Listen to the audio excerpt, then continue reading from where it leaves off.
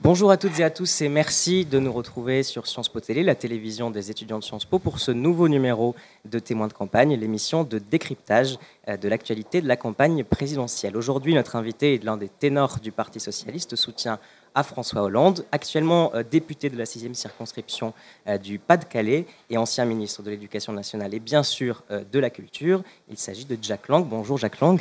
Bonjour. Merci d'avoir accepté notre invitation. On va parler avec vous de l'actualité de la campagne présidentielle, des débats actuels et on commence tout de suite avec une partie de décryptage. Oui, et la campagne a été mise en suspens de lundi à mercredi suite au drame qui a eu lieu devant une école juive de Toulouse. Cependant, cette trêve a été difficilement respectée par tous les candidats. Et l'affaire a pu déjà faire l'objet de tentatives d'instrumentalisation de la part de certains, à l'image de François Bayrou. Celui-ci a en effet maintenu son meeting de Grenoble lundi soir et y a déclaré, je cite, « Les hommes politiques ont le devoir de veiller à la société dont ils ont la charge, de veiller à ce que les tensions, les passions, les haines ne soient pas encouragées. Monter les uns contre les autres, même artificiellement, même électoralement, c'est faire flamber ce genre de passion. » Il pointe ainsi implicitement la droitisation de la campagne de l'UMP et qui opposerait diverses catégories de la population les unes aux autres et dresse un parallèle avec ces meurtres. Il n'est pas le seul à le faire puisque Cécile Duflot a pu faire le même genre de déclaration. Jack Lang, est-ce que ça ne relève pas de l'instrumentalisation politique d'un événement tragique ? Je pense quand même que dans cette période, la retenue s'impose. Et nous avons nous-mêmes décidé de suspendre la campagne électorale. Je crois que c'est par respect à l'égard des enfants, de l'école, des parents. Voilà. Et donc le PS se démarque de ce propos ? Nous considérons qu'une trêve est légitime, est nécessaire même. C'est pas, on peut tout de même arrêter pendant 3 jours une campagne qui dure depuis des mois et qui va durer encore pendant 1 mois et demi. Mais le responsable des mouvements des jeunes socialistes de Vendée, Florent Veillon, a lui aussi, dans un tweet, établi un lien entre le drame de Toulouse et un potentiel climat de racisme, de xénophobie. Je cite, il a dit que le climat xénophobe et raciste toujours entretenu par la droite et l'extrême droite fait que des fous passent à l'acte, triste réalité. On fait difficilement être plus explicite comme parallèle. Est-ce que vous récusez ces propos ? Non, par ailleurs, je récuse. Non, mais je veux dire, je pense que il faudrait, en cette période, suspendre ce type de déclaration. Alors, il sera possible dans quelques jours, dans quelques heures, d'analyser.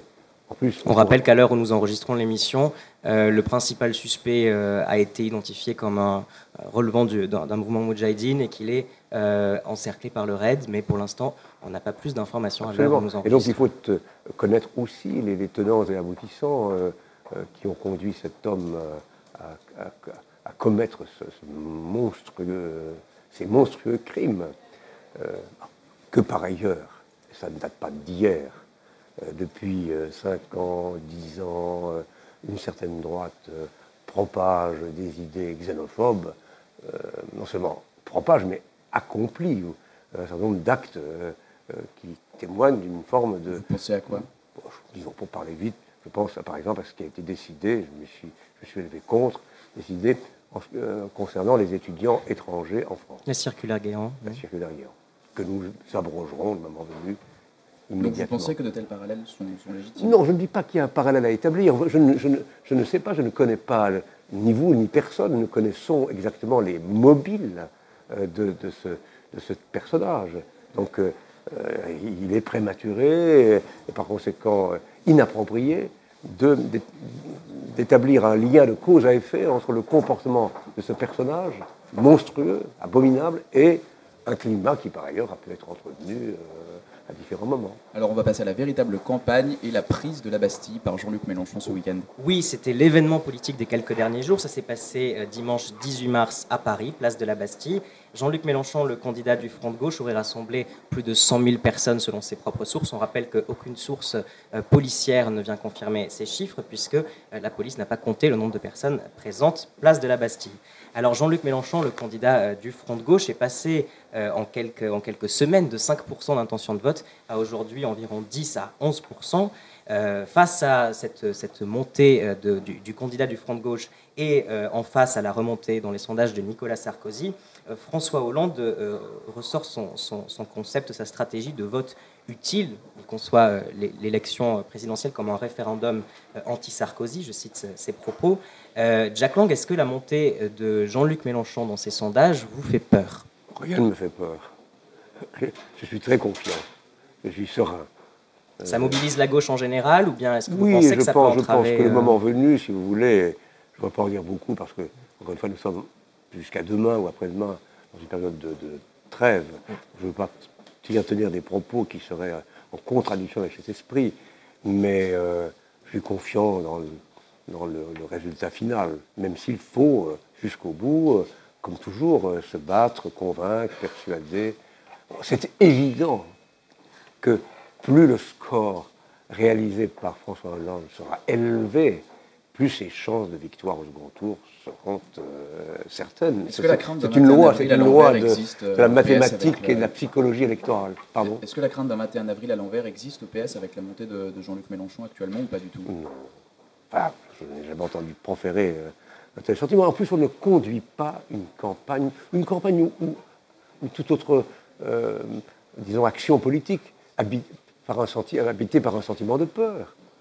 Moi, je n'ai peur de rien, et personne n'a peur de rien. La seule chose dont on a avoir peur, c'est quand des monstres se lèvent, se dressent et tuent, assassinent à travers ces enfants l'école de la République elle-même.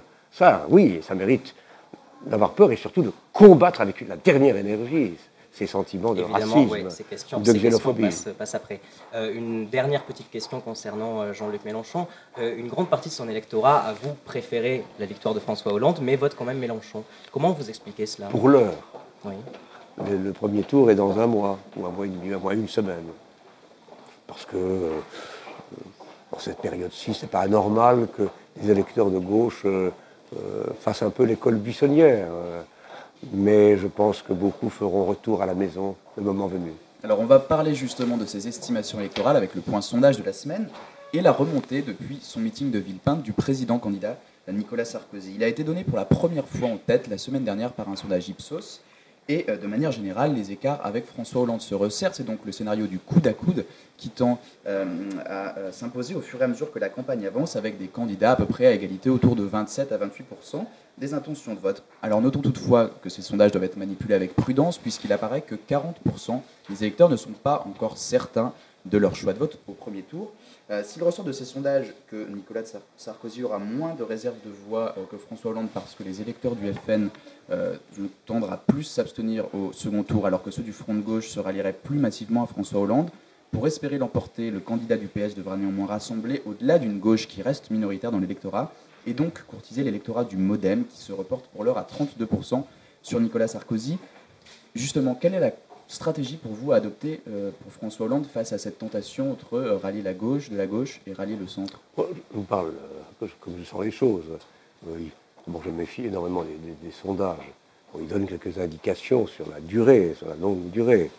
On sent bien que le rapport de force est plutôt favorable à François Hollande. Ce sont des choses qui évoluent toutefois. Mais ça peut évoluer, bien sûr. C'est pourquoi moi je ne me laisse pas ni berné, ni impressionné, ni déprimé, ni enthousiasmé par tel ou tel sondage. Et c'est très relatif, si vous voulez. Non, je pense qu'une campagne, elle ne se mène pas au gré des sondages. Une campagne, c'est une vision, c'est un programme, c'est une conception de la société. Et je trouve que, de ce point de vue-là, François Hollande mène une campagne solide, sérieuse, ordonnée, et qui, on le sent bien, dès son entrée en fonction, s'il est élu président de la République, se transformera en décision, en loi, en décret, en toute une série de transformations. Ce qui est important, c'est de préparer, c'est demain, de préparer le futur, de préparer l'action gouvernementale et parlementaire de demain. Mais pour préparer cela, il faut être élu, et vous n'avez pas peur qu'en faisant des déclarations qui aillent trop au centre, ils perdent les électeurs du Front de gauche, ou qu'en allant trop à gauche, ils perdent ceux du MoDem? Je pense que la meilleure solution, et c'est la solution qui est la sienne, c'est de ne pas varier, de ne pas changer de style, d'argumentation et de programme. Je pense qu'on attend d'une personnalité qui prétend accéder à de telles responsabilités, une cohérence, une vision qui ne doit pas être altérée par aucune considération électorale. En plus, vous savez, quand on fait de l'électoralisme, ça se retourne contre vous. Alors on va passer au décryptage de la semaine maintenant avec une campagne qui s'avère très technique en 2012. Oui, un article du Monde en date du lundi 19 mars pointait du doigt, je cite, une campagne techno arbitrée par des experts. En effet, jamais dans l'histoire des campagnes présidentielles qui ont eu lieu en France, les programmes des candidats n'auront été aussi minutieusement chiffrés et jamais les questions économiques et financières n'auront été abordées avec autant de précision quasi mathématique, je dirais. Pensez-vous, Jack Lang, que cette place croissante des calculs, des pourcentages, des courbes, des graphiques dans les débats de la présidentielle va favoriser l'implication des Français dans la campagne ou bien est-ce qu'on ne risque pas un petit peu de les larguer, si vous me permettez cette expression? Non, ce n'est pas faux qu'il y ait une présence, une place de ceux que vous appelez, qu'on appelle les technocrates, dans la préparation des programmes, dans l'évaluation des futurs politiques.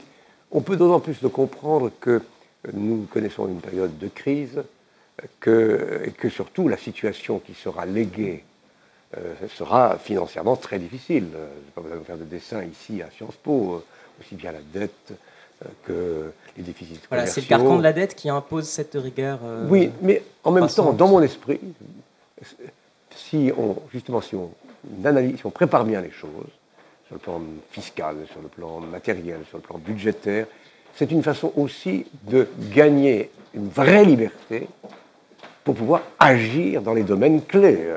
L'école en est un, le développement économique en est un autre. Donc, ce n'est pas incompatible.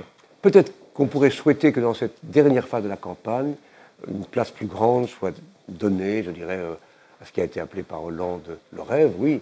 Parce qu'effectivement, il faut proposer oui, voilà, aux Français... ce qui est pointé du doigt par certains téléspectateurs notamment, c'est une perte d'une forme de romantisme dans la politique, avec la fin des grands débats de société.